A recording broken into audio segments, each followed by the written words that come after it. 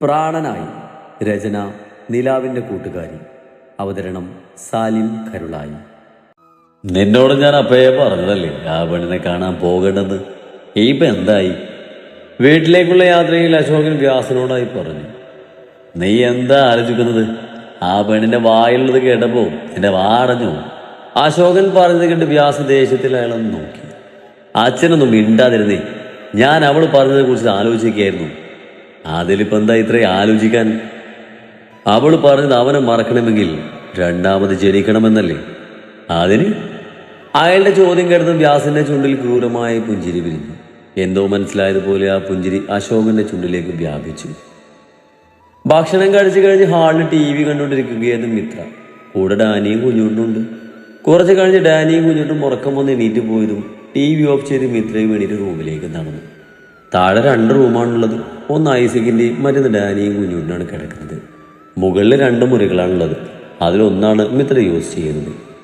പഴയ രീതിയിലുള്ള മരത്തിൻ്റെ ഗോവണി ആയതുകൊണ്ട് തന്നെ സ്റ്റെപ്പുകൾ കയറുമ്പോൾ ശബ്ദമുണ്ടാകുന്നത് കൊണ്ട് പതിയെ സൂക്ഷിച്ച് ശബ്ദമുണ്ടാക്കാതെ മിത്ര ഓരോ സ്റ്റെപ്പും കയറുമ്പോഴാണ് കാലിയായ ജഗ്ഗും പിടിച്ച് ഫോണിൽ നോക്കിക്കൊണ്ട് ഡേവിഡ് ഇറങ്ങി വരുന്നത് മിത്ര കണ്ടത്. അന്ന് മിത്ര ഒരു കിസ് കൊടുത്തതിന് ശേഷം അവനോടൊടുത്തൊരു ഗ്യാപ്പിട്ടാണ് പെരുമാറുന്നത്. അവൻ്റെ പെരുമാറ്റത്തിൽ വന്ന മാറ്റത്തെക്കുറിച്ച് ആലോചിച്ചതും അവളുടെ ചുണ്ടുകൾ കൂർത്തു വന്നു. പിന്നെ എന്തോ ആലോചിച്ചതുപോലെ കൂർപ്പിച്ച് വെച്ച ചുണ്ടിൽ കുസൃതി ചിരി വിരിഞ്ഞു. നിങ്ങൾക്ക് എൻ്റെ മുഖത്ത് നോക്കാൻ പറ്റില്ലല്ലേ? ഇപ്പം ശരിയാക്കി തരാം. ഒന്നും അറിയാത്ത പോലെ പോകുന്നു, അങ്ങനെ തട്ടുന്നു. ഞാൻ വീഴാൻ പോകുമ്പോൾ ഈ ചേനനെ പിടിക്കുന്നു. പിന്നെ സിനിമയിലൊക്കെ കാണും പോലെ കണ്ണും നോക്കുന്നു. പിന്നെ പറ്റിയൊരു കിസ്സും. ഷോ, നാണം വരുന്നു. ചുറ്റും ആരിൽ നിന്ന് ഉറപ്പ് വരുത്തി മിത്രം മനസ്സിൽ പലതും പ്ലാൻ ചെയ്ത് ഡേവിഡിന് നേരം നടന്നു. ഒന്നും അറിയാത്ത പോലെ അവനെ പോയി തട്ടിയതും ബാലൻസ് കിട്ടാതെ വീഴാൻ പോയതും അവൻ പിടിക്കുമെന്ന് കരുതിയെങ്കിലും അവളുടെ പ്രതീക്ഷകളെല്ലാം തകിടം മറിഞ്ഞു പോയിരുന്നു. എവിടെയും പിടുത്തം കിട്ടാതെ മിത്ര പടിയിലൂടെ ഉരുണ്ട് താഴേക്ക് എത്തിയിരുന്നു. അയ്യോ അമ്മേ! വേദന കൊണ്ട് മിത്ര തറയിൽ കിടന്ന് ഒച്ച വെച്ചു. അയ്യോ ദേവ, എന്തെങ്കിലും പറ്റിയോ? ദേവി വേഗം മിത്രയെ പോയി എണ്ണയിപ്പിക്കാൻ നോക്കിയതും മിത്ര ദേഷ്യത്തിൽ അവൻ്റെ കൈകൾ തട്ടിമാറ്റി. ഞാൻ വീഴുന്ന കണ്ടപ്പോൾ പിടിച്ചില്ലല്ലോ, ഇനി എനിക്ക് ആരും സഹായമൊന്നും വേണ്ട. വേദന കൊണ്ട് നിറഞ്ഞ കണ്ണുകൾ തുടിച്ച് ഡേവിഡിനെ കൂർപ്പിച്ച് നോക്കി പറഞ്ഞു മിത്ര. സ്വയം എണീക്കാൻ നിന്നതും ശരീരമാകെയുള്ള വേദന കൊണ്ട് അവൾക്ക് എണീക്കാൻ പറ്റിയില്ല. അവൾക്ക് സ്വയം എണീക്കാൻ പറ്റില്ലെന്ന് മനസ്സിലായതും ഡേവിഡ് അവളെ പൊക്കിയെടുത്തു. നെറ്റി മുറിഞ്ഞിട്ടുണ്ടല്ലോ ദേവ. മിത്രയുടെ നെറ്റിപ്പെട്ട് രക്തം പരന്നത് കണ്ട് ഡേവിഡ് അവളെ താങ്ങി പിടിച്ച് ഹാളിലേക്ക് നടന്നുകൊണ്ട് പറഞ്ഞു. ശരീരത്തിലെ വേദനയും നെറ്റിപ്പൊട്ടി വരുന്ന രക്തവും കണ്ടതും മിത്രയ്ക്ക് ദേഹം കുഴയും പോലെ തോന്നി. അപ്പോഴേക്കും ബോധം പറഞ്ഞ് ഡേവിഡിന്റെ നെഞ്ചിലേക്ക് കുഴഞ്ഞു വീണിരുന്നു. ശബ്ദം കേട്ട് റൂമിൽ നിന്നും ഐസക്ക് ഡാനിയും കുഞ്ഞുണ്ടും ഇറങ്ങി വന്നു. അയ്യോ, കൊച്ചിന് എന്ത് പറ്റിയടാ ഡേവി? ഡേവിഡിന്റെ കയ്യിൽ കിടക്കുന്ന മിത്രയെ കണ്ട് അപ്പൻ ആദിയോടെ ചോദിച്ചു. അതപ്പച്ച, ദേവ സ്റ്റെപ്പിൽ നിന്ന് താഴേക്ക് വീണതാ. ദേവ കണ്ണു തുറക്ക് ദേവ. അപ്പച്ചനോട് അതും പറഞ്ഞ് ഡേവിഡ് മിത്രയെ തട്ടി വിളിച്ചുവെങ്കിലും അവൾക്ക് ബോധം തെളിഞ്ഞില്ല. മോനെ ഡേവി, ബ്ലഡ് ഒരുപാട് വരുന്നുണ്ട്, നമുക്ക് ഹോസ്പിറ്റലിൽ കൊണ്ടുപോകാം. എത്ര തട്ടി വിളിച്ചിട്ടും മിത്രയ്ക്ക് ബോധം തെളിയാത്ത കണ്ട് ഐസക്ക് ആദിയോട് ഡേവിഡിനോട് പറഞ്ഞു. അപ്പോഴേക്കും ഡാനി പോയി കാറിന്റെ കീ എടുത്ത് കൊണ്ടുവന്നതും അവർ വേഗം തന്നെ മിത്രയും കൊണ്ട് ഹോസ്പിറ്റലിലേക്ക് പോയിരുന്നു. ഹോസ്പിറ്റലിലെത്തിയ ഉടനെ തന്നെ മിത്രയെ കാഷ്വാലിറ്റിയിലേക്ക് മാറ്റിയിരുന്നു. ഹോസ്പിറ്റൽ വരാന്തയിൽ നിൽക്കുമ്പോൾ മിനിറ്റുകൾക്ക് പോലും അവർക്ക് ദൈർഘ്യമുള്ള പോലെ തോന്നി. കുറച്ചു നേരത്തെ കാത്തിരിപ്പിനൊടുവിൽ ഡോക്ടർ വെളിയിലേക്ക് ഇറങ്ങി വന്നു. ഡോക്ടർ, മോൾക്ക് എങ്ങനെയുണ്ട്? ഐസക്ക് വേഗം ഡോക്ടറുടെ അടുത്തേക്ക് പോയിക്കൊണ്ട് ചോദിച്ചു. ഡേവിഡ് ആ നേരം ഫാർമസിയിലേക്ക് മരുന്ന് വാങ്ങാൻ പോയതായിരുന്നു. നിങ്ങൾ ദേവമിത്രയുടെ അപ്പച്ചനാണ്? ആ കുട്ടിക്ക് ഇപ്പോൾ കുഴപ്പമൊന്നുമില്ല. ബ്ലഡ് കണ്ട ഷോക്കിലും ബോധം പോയതാ. പിന്നെ തലയിൽ മുറിവിൽ 4 സ്റ്റിച്ച് ഉണ്ട്. അതുപോലെ വലത്തെ കയ്യിൽ പൊട്ടലുണ്ട്. ബ്ലഡ് കുറച്ച് പോയത് കൊണ്ട് ട്രിപ്പ് ഇട്ടിട്ടുണ്ട്. 5 മിനിറ്റ് കഴിഞ്ഞാൽ റൂമിലേക്ക് മാറ്റും. തലയുടെ മുറിവിൻ്റെ സ്കാനിങ് റിപ്പോർട്ട് നാളെ കിട്ടുക. അത് കിട്ടിയിട്ട് കുഴപ്പമൊന്നുമില്ലെങ്കിൽ നാളെ ഡിസ്ചാർജ് ചെയ്യാം. ആദ്യം പറഞ്ഞ് ഡോക്ടർ പോയതും എല്ലാവരും ആശ്വാസത്തോടെ അവിടെയുള്ള ചെയറിലേക്ക് ഇരുന്നു. അപ്പോഴേക്കും മരുന്ന് വാങ്ങി ഡേവിഡ് വന്നിരുന്നു. എന്താ പറ്റിയ ഡോക്ടർ പറഞ്ഞത്? പുറത്തേക്ക് വന്ന നേഴ്സിന്റെ കയ്യിൽ വാങ്ങിയ മരുന്ന് കൊടുത്ത് ഡേവിഡ് ഐസക്കിന്റെ അരികിൽ വന്നിരുന്നത് കൊണ്ട് ചോദിച്ചതും ഐസക്ക് ഡോക്ടർ വന്ന് പറഞ്ഞതെല്ലാം ഡേവിഡിനോട് പറഞ്ഞു. ഐസക്ക് പറഞ്ഞത് കേട്ടപ്പോഴാണ് ഡേവിഡിനൊരു ആശ്വാസം തോന്നിയത്. കുറച്ച് കഴിഞ്ഞത് മിത്രയെ റൂമിലേക്ക് മാറ്റി. ഡ്രിപ്പ് ഇട്ടിരുന്നു. ഇഞ്ചക്ഷൻ വെച്ചത് കൊണ്ട് ആൾ നല്ല ഉറക്കത്തിലായതുകൊണ്ട് ആരും വിളിച്ച് എണീപ്പിക്കാൻ പോയില്ല. ദേവക്ക് കുഴപ്പമൊന്നുമില്ലല്ലോ, അതുകൊണ്ട് അപ്പച്ച ഇവന്മാരെയും കൊണ്ട് വീട്ടിൽ പോക്കോ. ഡേവിഡ് ഫോണിൽ സമയം നോക്കിക്കൊണ്ട് അപ്പച്ചനോട് പറഞ്ഞു. അത് കൊച്ചിങ്ങനെ കിടക്കുമ്പോൾ അപ്പച്ചന് ഷുഗറും പ്രഷറൊക്കെ ഉള്ളതല്ലേ, മരുന്ന് കഴിക്കുന്നതിന് തുറക്കും കളയണ്ട. ഇവന്മാർക്ക് നാളെ ക്ലാസ് ഉള്ളതല്ലേ. ഞാൻ പോയില്ല, ഡേവിഡ് പറഞ്ഞു കഴിയും മുമ്പായിട്ട് കുഞ്ഞൂട്ടൻ പറഞ്ഞു. അതെന്താ? കുഞ്ഞൂട്ടൻ പറഞ്ഞു കഴിഞ്ഞതും ഐസക്ക് ചോദിച്ചു. അത് പിന്നെ ചേട്ടതിക്ക് വയ്യല്ലോ. അയ്യടാ, മര്യാദക്ക് പൊക്കോണം, ഓരോരോ കാരണം കിട്ടാൻ കാത്തിരിക്കാവൻ. ഐസക്ക് കുഞ്ഞൂട്ടനെ കൽപ്പിച്ച് നോക്കിക്കൊണ്ട് പറഞ്ഞതും കുഞ്ഞൂട്ടൻ പിന്നെ ഒന്നും പറയാതെ നല്ല കുട്ടിയായിരുന്നു. കുറച്ചു നേരം കൂടി അവിടെ ഇരുന്ന് പിന്നെ ഐസക്കും ഡാനിയും കുഞ്ഞൂട്ടനും തിരിച്ച് വീട്ടിലേക്ക് പോയിരുന്നു. ഡാനിയും കുഞ്ഞൂട്ടും ആദ്യം പോകാൻ മടിച്ചുവെങ്കിലും പിന്നെ ഐസക്കിൻ്റെ കൂടെ പോയിരുന്നു. അവരൊക്കെ പോയതും ഡേവിഡ് റൂമിൻ്റെ ഡോർ ലോക്ക് ചെയ്ത് മിത്രയുടെ അടുത്ത് വന്ന് തലയിലെ കയ്യിലേക്ക് കേട്ട് കണ്ടതും അവനൊന്ന് നിശ്വസിച്ചുകൊണ്ട് മിത്രയുടെ ഡ്രിപ്പിട്ട് എടുത്ത കയ്യിലൊന്ന് തലോടിയതും ഉറക്കത്തിലും അവനെ സ്പർശം അറിഞ്ഞ പോലെ അവളുടെ ചുണ്ടിലൊരു പുഞ്ചിരി വിരിഞ്ഞു. മിത്രയെ ഒന്നുകൂടെ നോക്കിയിട്ട് ഡേവിഡ് ബൈസ്റ്റാൻഡർ ബെഡിൽ പോയി കിടന്നു. രാവിലെ ഡേവിഡാണ് ആദ്യം എണീറ്റത്. അപ്പോഴും മിത്ര നല്ല ഉറക്കത്തിലായിരുന്നു. പുലർച്ചെ ഡ്രിപ്പ് തീർന്നപ്പോൾ ഒരു നേഴ്സ് വന്നതെടുത്ത് മാറ്റിപ്പോയിരുന്നു. മിത്ര നല്ല ഉറക്കത്തിലായതുകൊണ്ട് ഡേവിഡിനെ വിളിച്ചുണർത്താതെ മുഖം കഴുകാൻ ബാത്റൂമിലേക്ക് പോയി.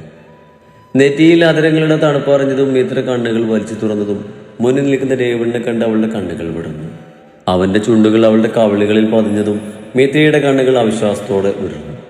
ഡേവിഡ് മിത്രയുടെ കണ്ണുകളിലേക്ക് തന്നെ ഉറ്റുനോക്കിക്കൊണ്ട് പതിയെ അവളുടെ വിടർന്ന അതരങ്ങളെ സ്വന്തമാക്കിയതും മിത്രയുടെ കണ്ണുകൾ കൂമ്പിയിഴഞ്ഞു. അവളുടെ കീച്ചുണ്ടും മേൽച്ചുണ്ടും അവൻ മാറി മാറി നുണഞ്ഞുകൊണ്ടിരുന്നു. പതിയെപ്പോഴും അവളും അവനെ തിരിച്ച് ചുംബിക്കാൻ തുടങ്ങിയിരുന്നു. പെട്ടെന്നാണ് മിത്രയുടെ കവിളിലൊരു പിച്ച് കിട്ടിയത്. കണ്ണുകൾ വലിച്ചു തുറന്ന മിത്ര ഞെട്ടി ചുറ്റും നോക്കി. എവിടെ? എന്ത്? ചുറ്റും മിഴിച്ചു നോക്കുന്ന മിത്രയെ കണ്ട് കാര്യം മനസ്സിലാകാതെ രാധ ചോദിച്ചു. അത് പിന്നെ ഈച്ചായ ഞാൻ ഒന്നുമില്ല. എന്ത് പറയണമെന്നറിയാതെ മിത്ര കിടന്ന് വിക്കി. താൻ കണ്ടത് സ്വപ്നമാണെന്ന് മനസ്സിലായതും അവൾക്ക് വല്ലാത്ത നിരാശ തോന്നി. എൻ്റെ മിത്രേ, ഒന്ന് വീണപ്പോഴേക്ക് നിന്റെ ഉള്ള വെളിവും കൂടെ പോയോ? കുന്തം, നീ എന്താണ് ഇത്ര രാവിലെ തന്നെ ഇവിടെ? രാവിലെയോ? സമയം 9 കഴിഞ്ഞു. മനുഷ്യൻ നല്ലൊരു സ്വപ്നം കാണായിരുന്നു. അത് നശിപ്പിച്ചപ്പോൾ നിനക്ക് സമാധാനം ആയാലോടി കുരിപ്പേ. ഒരു 5 മിനിറ്റ് കഴിഞ്ഞിട്ട് വന്നാൽ പോരായിരുന്നു. ആഹാ, നിനക്ക് വയ്യ. ഹോസ്പിറ്റലാണെന്ന് അറിഞ്ഞപ്പോൾ ചായ പോലും കുടിക്കാതെ ഓടിപ്പിടിച്ച് വന്ന് ഞാനിപ്പോൾ തന്നെ കേൾക്കണി പിശാച്. അല്ല, നീ എന്ത് സ്വപ്ന കണ്ടത്? ഞാൻ വന്നപ്പോൾ ചുണ്ടുകൊണ്ടൊക്കെ എന്തൊക്കെയോ ആക്ഷനൊക്കെ ഇടുന്നുണ്ടായിരുന്നല്ലോ. വിളിച്ചിട്ട് എണീക്കൊന്നുമില്ല. അതുകൊണ്ടാണ് നല്ല പീച്ച് തന്നത്. കാര്യമായിട്ടൊന്നുമില്ല, ഞങ്ങളൊന്ന് കിസ് ചെയ്തതായിരുന്നു. അത് നാശിപ്പിച്ചു. നേരിട്ട് വാങ്ങാനുള്ള അടവ് നോക്കിയിട്ടാ ഇപ്പൊ ഈ പഞ്ചറായി കിടക്കുന്നത്. സ്വപ്നത്തിലെങ്കിലും നിനക്കൊക്കെ അനുവദിച്ചൂടെ? മിത്ര പറഞ്ഞു കേട്ട് രാധു വാപത്തി പൊട്ടിച്ചിരിച്ചു. അല്ല മിത്രേ, നീ എങ്ങനെയാ വീണത്? മിത്രയുടെ തലയിലെ മുറിവ് നോക്കിക്കൊണ്ട് രാധു ചോദിച്ചതും മിത്ര എല്ലാം രാധുവിനോട് തുറന്നു പറഞ്ഞു. അയ്യേ, എനിക്ക് വയ്യേ, എന്നാൽ ഇങ്ങനെ കൊണ്ടൊരു ദുരന്തം. മിത്ര പറഞ്ഞത് കേട്ട് രാധു ചിരിക്കാൻ തുടങ്ങിയതും മിത്രയുള്ള കണ്ണിട്ട് പേടിപ്പിക്കാൻ നോക്കിയതും രാധുവിന് ഒരുവിധം ചിരി അടക്കിയിരുന്നു. അല്ല, ഇവിടെ നീ മാത്രമേ ഉള്ളൂ. ഇച്ചായൻ എന്തേ? മിത്ര ചുറ്റും നോക്കിക്കൊണ്ട് ചോദിച്ചു. നിന്റെ ഇച്ചായനെ ക്യാൻറ്റീനിൽ കഴിക്കാനുള്ളത് വാങ്ങാൻ പോയതാ. ഇപ്പൊ വരും. നിനക്കിപ്പോ വേദന ഉണ്ടോ? ഇല്ല, ഇപ്പൊ കുറവുണ്ട്. അതും പറഞ്ഞ് മിത്ര പതിയെ ബെഡിന് എണീറ്റിരുന്നു. എന്തിനാ നീ ഇപ്പൊ എണീറ്റേ? എനിക്ക് ബാത്റൂമിൽ പോകണം. മിത്ര അതും പറഞ്ഞ് എണീറ്റിരുന്നതും രാധോളം ബെഡിൽ നിന്ന് ഇറങ്ങാൻ സഹായിച്ചു. മിത്ര ബാത്റൂമിൽ പോയി തിരിച്ചു വന്നപ്പോഴാണ് ഡേവിഡ് ക്യാൻറ്റീനിൽ നിന്ന് ഭക്ഷണം വാങ്ങി തിരിച്ചു വന്നത്. ഇപ്പൊ വേദനയുണ്ട് ദേവ? വാങ്ങിയ ഭക്ഷണം എടുത്തു വെക്കുന്നതിനിടയിൽ ഡേവിഡ് അവളോട് ചോദിച്ചു. ഇല്ല. നിങ്ങൾ കഴിച്ചോ, ഞാനൊന്ന് ഫ്രഷ് ആയിട്ട് വരാം. മിത്രയോട് രാധവിനോടും അതും പറഞ്ഞ് ഡേവിഡ് ഫ്രഷ് ആക്കാൻ പോയതും മിത്രയ്ക്ക് വലത് കൈ പ്ലാസ്റ്റർ ഇട്ടത് കൊണ്ട് രാധവൾക്ക് ഭക്ഷണം വാരി കൊടുത്തു. അവളും കഴിച്ചു. ഈ ചാൻ കഴിക്കുന്നില്ലേ? ഫ്രഷായി വന്ന ഡേവിഡിനോട് മിത്ര ചോദിച്ചു. ഞാൻ ക്യാൻറ്റീനിൽ നിന്ന് കട്ടൻ കുടിച്ചിട്ടുണ്ട്. ടെസ്റ്റ് റിപ്പോർട്ട് കിട്ടിയിട്ടുണ്ട്. ഞാനത് ഡോക്ടറെ കാണിച്ചിട്ട് വരാം. ആൻ്റെ അതിപ്പോൾ പോവില്ലല്ലോ? ഇല്ല സാർ. ഡേവിഡ് രാധവിനോടായി ചോദിച്ചതും അവൾ വേഗം ഇല്ലെന്ന് പറഞ്ഞതും ഡേവിഡ് റൂമിന് വെളിയിലേക്ക് പോയി. അല്ല ദേവാ, നിന്റെ ചാൻ ചിരിക്കില്ലേ? എന്തിനാ എപ്പോഴും ഇങ്ങനെ മുഖം വെറുപ്പിച്ച് നടക്കുന്നത്? ഡേവിഡ് പോയ വഴിയെ നോക്കിക്കൊണ്ട് രാധു പറഞ്ഞതും മിത്ര അവളെ കണ്ണു കൂർപ്പിച്ച് നോക്കി. നീ എന്തിനാ എന്നെ നോക്കി പേടിപ്പിക്കുന്നത്? ഇങ്ങനെയാണ് പോക്കെങ്കിലേ ഇങ്ങനെ വളച്ചെടുക്കാൻ നീ കുറച്ച് പാടുവിടുമല്ലോ മോളെ. കുറച്ച് കഷ്ടപ്പെട്ടാലും വേണ്ടില്ല മോളെ. അങ്ങനെ കൊണ്ട് ഐ ലവ് യു ഞാൻ പറയിപ്പിക്കും. നടന്ന കാണാം. നിനക്ക് നിന്റെ ധ്യാൻസാധനം കിട്ടാത്തുള്ള ദേഷ്യമല്ലേ? കുറെ മാഷെന്ന് വിളിച്ച് അങ്ങയുടെ പിറകെ നടന്നിട്ടും അങ്ങനെ നിന്നെ സ്നേഹിക്കാതിലുള്ള കുശുമ്പല്ലടി നീ ഇങ്ങനെയൊക്കെ പറഞ്ഞു തീർക്കുന്നത്. നീ പോടി, ആർക്ക് വേണം മാക്രാജി മോറിനെ? നീ നോക്കിക്കോ, ഞാൻ അങ്ങേനേക്കാൾ നല്ലൊരു തന്നെ കെട്ടി ഞങ്ങളുടെ 5-6 കൊച്ചുങ്ങളുമായിട്ട് നിന്റെയൊക്കെ ഡാൻസാറില്ലേ അങ്ങയുടെ മുന്നിലൂടെ വരും. എന്നിട്ട് അയാളുടെ കണ്ണിലെ നഷ്ടബോധം കണ്ട് ഞാൻ സന്തോഷിക്കും. അങ്ങയുടെ കോപ്പിലൊരു ജാട. ആ കോരങ്ങൻ അവർക്ക് ശരിക്കും അറിയില്ല ഈ അനുരാധ ആരാണെന്ന്. അല്ല, ശരിക്കും നീ ആരാ? നിന്റെ കുഞ്ഞമ്മയുടെ വീണ്ടത് കിടക്കടി ഷാമേ, ഇല്ലെങ്കിൽ ഒടിഞ്ഞു തുടങ്ങി കിടക്കാണെന്ന് നോക്കില്ല ഞാൻ. രാധ ടെറർ മൂഡ് ഓണാക്കിയതും മിത്ര പിന്നെ ഒന്നും മിണ്ടാതെ കിടന്നു. ചേട്ടത്തി, പെട്ടെന്നാണൊരു വിളി കിടന്നും മുഖം തിരിച്ചു നോക്കിയ മിത്ര കാണുന്നത് ഡോറും തള്ളി തുറന്നു എന്ന കുഞ്ഞുണ്ണിയാണ്. അവന്റെ പിന്നാതിനെ ഡാനിയും അപ്പച്ചനും അകത്തേക്ക് കയറി വന്നു. അവരെയൊക്കെ കണ്ടതും അവളുടെ മുഖം സന്തോഷം കൊണ്ട് വിടർന്നു. ഇതാരാ മോളെ? ഐസക്ക് രാധുവിനെ കണ്ട് മിത്രയോട് ചോദിച്ചു. അപ്പച്ച, ഇതാ ഞാൻ പറയാറുള്ള എൻ്റെ ഫ്രണ്ട് രാധു. മിത്ര അവിടെ അവൾക്ക് പരിചയപ്പെടുത്തി കൊടുത്തു. കൊച്ചെപ്പോഴാ വന്നത്? രാധവനെ നോക്കി ചിരിയോട് അപ്പച്ചൻ ചോദിച്ചു. കുറച്ചു നേരായി. വല്ലതും കഴിച്ചോ നിങ്ങൾ? കഴിച്ചോ അപ്പച്ച, നിങ്ങൾ കഴിച്ചോ? മിത്ര അപ്പച്ചനോടായി തിരക്കി. അപ്പോഴേക്കും മിത്രയുടെ ഇടവും വലവുമായിട്ട് ഡാനിയും കുഞ്ഞോട്ടും ഇടം പിടിച്ചിരുന്നു. ഞങ്ങൾ കഴിച്ചിട്ടാ ഇറങ്ങിയത്. ദേവി എന്തേ മോളെ? ഈ ചായ ഡോക്ടറെ അടുത്ത് പോയതാ. ടെസ്റ്റിന്റെ റിസൾട്ട് പുറച്ചേ കിട്ടിയിട്ടുണ്ട്. എന്നാലും എൻ്റെ കൊച്ചേ, ഞങ്ങളെ നീ ഇന്നലെ പേടിപ്പിച്ച് കളഞ്ഞല്ലോ. മിത്രയുടെ അടുത്ത് വന്ന് അവളുടെ നെറ്റിയിലുള്ള മുറിവ് നോക്കി തലയിൽ തലോടിക്കൊണ്ട് അപ്പച്ചൻ പറഞ്ഞതും മിത്ര അപ്പച്ചനെ നോക്കി പല്ലടിച്ച് കാണിച്ചു. ചിരിക്കണ്ട നീ, നല്ല കിഴക്ക് കിട്ടുക വേണ്ടത്. അപ്പച്ചൻ കപട ഗൗരവത്തിൽ മിത്രയെ നോക്കി കണ്ണുരുട്ടിക്കൊണ്ട് പറഞ്ഞതും മിത്ര ചുണ്ടു കൂർപ്പിച്ചിരുന്നു. നല്ല വേദനയുണ്ട് ചേട്ടത്തി? ഡാനി മിത്രയോടായിട്ട് ചോദിച്ചു. ഏയ് ഇല്ലടാ, കുറവുണ്ട്. അല്ല ചേട്ടത്തി, എങ്ങനെയാ സ്റ്റെയർ ചെയ്ത് വീണത്? കുഞ്ഞൂട്ടന്റെ ചോദ്യം കേട്ടതും മിത്ര എന്ത് പറയണമെന്ന് അറിയാതെ പരങ്ങി. അവളുടെ പരികിൽ കണ്ട രാധ കാര്യം അറിയാവുന്നതുകൊണ്ട് വാപത്ത് ചിരിച്ചു. അത് പെട്ടെന്ന് കാല് വഴുതിപ്പോയി. അല്ല, നിങ്ങൾക്കിത് ക്ലാസ്സില്ലേ? മിത്ര വേഗം വിഷയം മാറ്റാൻ നോക്കി. ഉണ്ട്, ചേട്ടത്തിയെ കണ്ടിട്ട് പോകാന്ന് കരുതി. പിന്നീട് അങ്ങോട്ട് അവർ സംസാരിച്ചിരുന്നു. ആദ്യത്തെ ചടപ്പം മാറിയതും ഡാനിയും കുഞ്ഞുണ്ടും രാധവുമായിട്ട് സംസാരിക്കാൻ തുടങ്ങിയിരുന്നു. തിരിച്ച് രാധവും അവരുമായിട്ട് നല്ല കൂട്ടായിരുന്നു. അവർ 5 പേര് സംസാരിച്ചുകൊണ്ടിരിക്കുമ്പോഴാണ് ധ്യാനും കൂടെ ധ്യാനിൻ്റെ ഒപ്പം താമസിക്കുന്ന പെൺകുട്ടി കൂടി റൂമിലേക്ക് കയറി വന്നത്. ധ്യാനിൻ്റെ കൂടെ വരുന്ന പെൺകുട്ടിയെ കണ്ടതും മിത്ര രാധവിനെ നോക്കി. അവളുടെ മുഖത്ത് കാര്യമായി വലിയ ഭാവമാറ്റൊന്നുമില്ലെങ്കിലും ഉള്ളിൽ അവർ ഒരുമിച്ച് കാണുമ്പോൾ ആ മനസ്സ് നീറുന്നുണ്ടെന്ന് മിത്രക്ക് മനസ്സിലായി. അല്ല, ആരൊക്കെയത്? ഇതാരാ മോനെ? ധ്യാനിൻ്റെ കൂടെയുള്ള പെൺകുട്ടിയെ കണ്ട ഐസക്ക് ആളെ മനസ്സിലാകാത്ത പോലെ ചോദിച്ചു. അങ്കിൾ, ഇത് ദിയ, അമ്മാവൻ്റെ മോളാണ്.